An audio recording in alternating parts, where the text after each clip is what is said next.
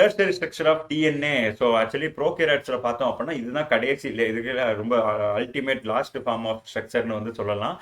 யூகேரியட்ஸ்லாம் வந்து quaternary structure வந்து இருக்கும். ப்ரோகேரியட்ஸ்ல குவாட்டர்னரி ஸ்ட்ரக்சர்லாம் இருக்காது. ஏன்னா ப்ரோகேரியட்ஸ்ல குரோமோசோமே கிடையாது. ஜஸ்ட் அது வந்து இந்த டிஎன்ஏ எல்லாம் பைண்ட் ஆகி ஒரு ஒரு என்ன சொல்றது, ஒரு நல்லா பைண்ட் ஆகி வந்து இருக்கும், அவ்வளவுதான்.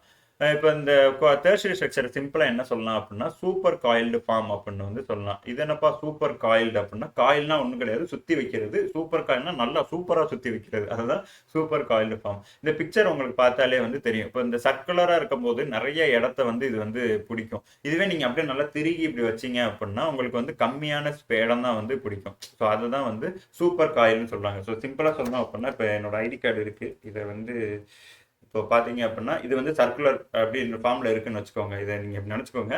இப்போ இதை வந்து நான் இவ்வளோ பெருசாக டயாமீட்டர் வந்து இருக்குது. இப்போ என் மூஞ்சி சைஸ் இருக்குது. இப்போ இதுவே நான் வந்து அப்படியே இதை வந்து நான் சூப்பர் காயில் பண்ணுறேன். இப்போ சூப்பர் காயில் பண்ணும்போது என்ன ஆகும் அப்படின்னா அதோட சைஸ் வந்து குறையும். பார்த்தீங்க அப்படின்னா நல்லா நமக்கு வந்து இந்த மாதிரி நல்லா இப்போ நல்லா அவ்வளோ பெருசாக இருந்ததை நான் இத்தனோட ஒரு இடத்துக்குள்ளே சுருக்கிட்டேன். ஸோ இதுதான் சூப்பர் காயிலோட மகிமை. ஓகே, அதை தான் வந்து எக்ஸ்பிளைன் பண்ணுவாங்க. Super coil forms helps in packaging DNA long DNA molecule into compact form fit within the cell nucleus or bacterial nucleoid. Okay, so இதுலேயே வந்து 2 டைப் இருக்கு. பேர்லேருந்தே தெரியும். பாசிட்டிவ் சூப்பர் காயிலிங் அப்படின்னா இன்னும் நல்லா முறுக்கி அதை வந்து சுருக்கிறது. நெகட்டிவ் சூப்பர் காயிலிங் அப்படின்னா அதை லூஸ் பண்ணி அப்படியே கொஞ்சம் வந்து விரிக்கிறது. ஸோ இது எதுக்காக நடக்குது அப்படின்னா ஃபர்ஸ்ட் நெகட்டிவ் சூப்பர் காயிலிங் என்னன்னு பார்ப்போம். So negative super coiling introduce tension that facilitates DNA unwinding. அதாவது இப்போ வந்து நம்ம டிஎன்ஏ வந்து ஆல்ரெடி நல்லா சூப்பர் காயிலாக இருக்கு. இப்போ அதுல இருந்து தான் நம்ம ஜெனட்டிக் இன்ஃபர்மேஷன்ஸ் வந்து எடுத்து ப்ரோட்டீன்ஸ்லாம் ப்ரொடியூஸ் பண்ணணும். இப்போ அந்த மாதிரி நேரத்தில் அது நல்லா சுருங்கி அப்படியே மடிஞ்சு இருந்துச்சு அப்படின்னா நம்ம அதை யூஸ் பண்ண முடியாது.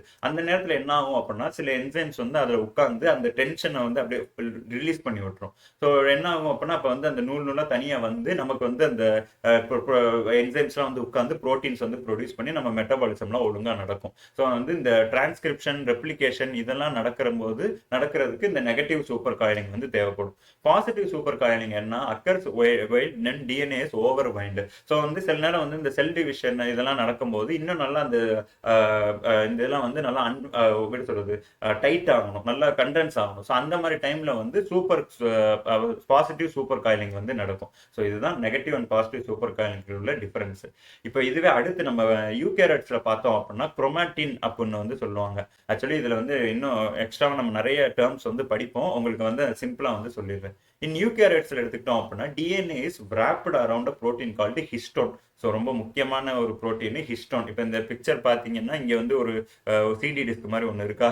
ஸோ இதுதான் வந்து நம்ம ஹிஸ்டோன் அப்படின்னு வந்து சொல்லுவோம். இந்த ஹிஸ்டோன் ப்ரோட்டீன் இது வந்து ஒரு ப்ரோட்டீன் மாலிகுல். இந்த ப்ரோட்டீன் மாலிகுலை சுற்றி என்ன ஆகும் அப்படின்னா நம்ம டிஎன்ஏ வந்து ரேப் ஆகும். ஸோ இந்த பிக்சரில் பார்த்தீங்கன்னா உங்களுக்கு தெரியும், இதை சுற்றி அப்படியே வந்து ரேப் ஆகிருக்கு, அதை சுற்றி அப்படியே கட்டின மாதிரி இருக்கு. ஸோ இந்த காம்ப்ளெக்ஸ் இந்த ஹிஸ்டோனும் இந்த டிஎன்ஏ ரேப் ஆனதை சேர்த்து நம்ம என்ன சொல்லுவோம் அப்படின்னா நியூக்ளியோசோம்ஸ் அப்படின்னு வந்து சொல்லுவோம். This forms the basic unit of chromatin. So இந்த மாதிரி இந்த ஹிஸ்டோன் ப்ரோட்டீனை சுற்றி நம்ம கட்டின அந்த டிஎன்ஏ வந்து நம்ம நியூக்ளியோசோம்ஸ்ன்னு சொல்லுவோம். நிறைய நியூக்ளியோசோம்ஸ் சேர்ந்து தான் நமக்கு வந்து குரோமாட்டின் வந்து ஃபார்ம் பண்ணும். ஓகே, ஸோ சிம்பிளாக சொல்லணும் அப்படின்னா ஒரு கல்லில் வந்து டிஎன்ஏ வந்து கல்லில் ஒரு கயரை சுற்றி வச்சா எப்படி இருக்கும் அந்த மாதிரி தான் வந்து ஒரு ஹிஸ்டோன் ப்ரோட்டீனில் வந்து நம்மளோட டிஎன்ஏ வந்து ரேப் ஆகிருக்கும். இதுதான் சிம்பிளான ஒரு இமேஜினேஷன். ஓகே, ஸோ இதுதான் டெர்ஷரி ஸ்ட்ரக்சர் ஆஃப் டிஎன்ஏ. இப்போ லாஸ்ட் குவாட்டர்னரி ஸ்ட்ரக்சருக்கு வந்துட்டோம். ஸோ குவாட்டர்னரி ஸ்ட்ரக்சர் அப்படின்னா வந்து குரோமோசோம்ஸை தான் வந்து நம்ம குவாட்டர்னரி ஸ்ட்ரக்சர்னு சொல்லுவோம். ஸோ இது வந்து யூகேரியட்ஸ்ல தான் வந்து இருக்கும். ஏன்னா யூகேரியட்ஸ்ல வந்து குரோமோசோம்ஸ் வந்து இருக்கும். DNA is tightly packed with histone in chromatin which further coiled and looped into chromosomes. So already நம்மளோட டிஎன்ஏ வந்து இந்த ஹிஸ்டோன் ப்ரோட்டீன் கல்லில் சுற்றி அந்த உங்களுக்கு கல்லு ஞாபகம் வச்சுக்கிறதுக்காக சொல்கிறேன். ஸோ அந்த ப்ரோட்டீனை சுற்றி நல்லா கட்டி இருக்கு. அந்த கல் எல்லாத்தையும் ஒன்றா சேர்ந்து அந்த ப்ரோட்டீன் எல்லாத்தையும் ஒன்றா சேர்த்து நமக்கு வந்து நியூக்ளியோசோம்ஸ் வந்து ஃபார்ம் பண்ணி இருக்கு. அந்த நியூக்ளியோசோம்ஸ் எல்லாத்தையும் ஒன்னா சேர்த்து நமக்கு குரோமாட்டின் அப்படின்னு வந்து ஃபார்ம் ஆயிருக்கு. அந்த குரோமாட்டின் எல்லாம் நமக்கு ஒன்னா சேர்ந்து குரோமோசோம்ஸா லாஸ்ட் வந்து உருவாகுது. ஸோ குரோமோசோமோட ஒரு லெக்கை தான் நம்ம வந்து குரோமாட்டிட் அப்படின்னு வந்து சொல்லுவோம். ஸோ ஒரே மாதிரி குரோமோ தான் இருக்கும். நீங்க வந்து குழப்பிக்க கூடாது.